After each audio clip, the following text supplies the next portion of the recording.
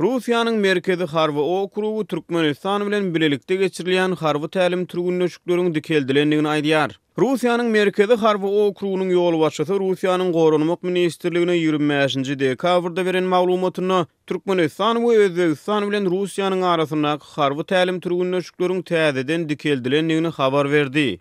Özbegistan we Türkmenistan bilen birlikdäki türgünleşikler täzeden dikeldi diýip Rusiýanyň merkezi Harby okrugynyň komandiriniň wezipetini wagtdan ýerine ýetirji general polkownik Yevgeniy Ustinov Sişenbe güni ýurdun Gorunmak ministrligine beren maglumatyny aýtdy. Beýleki tarapdan Türkmen hökümeti Rusiýa bilen Türkmenistanyň harby edaralarynyň arasyndaky birlikdäki harby türgünleşikler barada olaryň dikeldilenligi ýa-da mundan ozal ýatyrylanyny hakynda hiç ýyly maglumat bilen çykyş etmedi. 2018-nji ýylda Merkezi Aziýa ýurtlary bilen harby hyzmatdaşlyk öňküsünden 3 esse ýokarlygyny diýip Rusiýanyň Merkezi Harby okrugynyň medpuat gullugy habar berýär. Ustinowyň hasabatyna Rusiýanyň gatnaşýan bilelikdäki harby tälim türgünleşikleriniň 2018-nji ýylda geçen ýyla garanyny 33% artanlygy bellenip geçildi. 2018-nji ýylda Rusiýanyň merkezi Harby okrugynyň goşunlary Şanhay hyzmatdaşlyk guramasyna agza döwletleriň terrorçylyga garşy bilelikdäki parahatçylyk missiýasy 2018 adly harby tälim türgünleşigine, şeride gyda agza ýurtlaryň Kyrgyzstana geçirilen bilelikdäki antiterror 2018 adly harby tälim türgünleşigine gatnaşdy.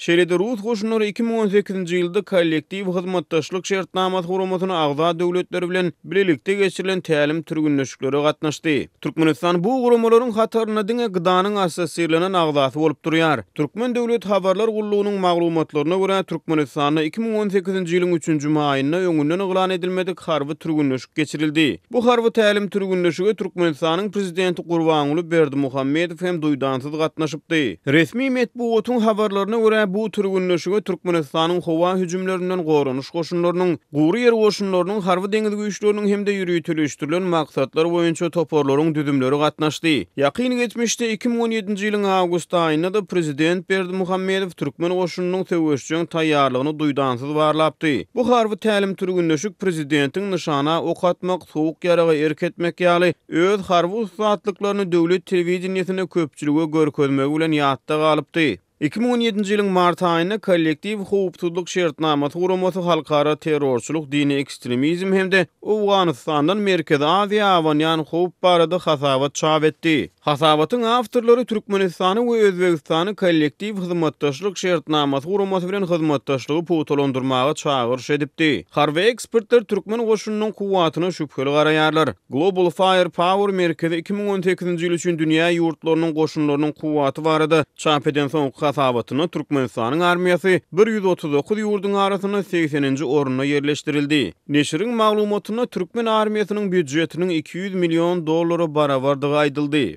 Rusiýanyň merkezi harby okrugynyň komandiriniň Türkmenistan bilen arada dikeldilendigini aýdýan harby tälim türgünleşikleriň mundan ozal anyk haçan ýatyrlandygy ma'lum näl. Türkmenistan Birleşen Milletler Guramasynyň 1995-nji ýylyň dekabr aýynda bitaraplyk statusyna eýe boldy. Ekspertleriň aýtmagyna görä Türkmenistanyň bitaraplyk statusy onuň harby ýaranlyklara goşulmagyna ýol bermeýär. Rus medpuaty 14-nji noýabrda gyda agza ýurtlaryň serhet guruluklarynyň serkerde başlary geňeşine salgylanyp, Türkmen-Awgan serhedini alada bildirilýändigini habar berdi. 16-njy noýabrda Türkmenistanyň Daşary işler ministrligi bu maglumata reaksiýa görkezip, ýürütip beýanat ýaýratdy hemde Türkmen serhediniň asudydygyny aýtdy. 21-nji noýabrda kollektiw howpsuzlyk şertnamasy guramasynyň ýol başçysy Valeriy Semerin Awganystanyň Türkmen we Täjik serhetlerine güýçli ekstremist toporuň döremek howpunyň bardygyny aýtdy.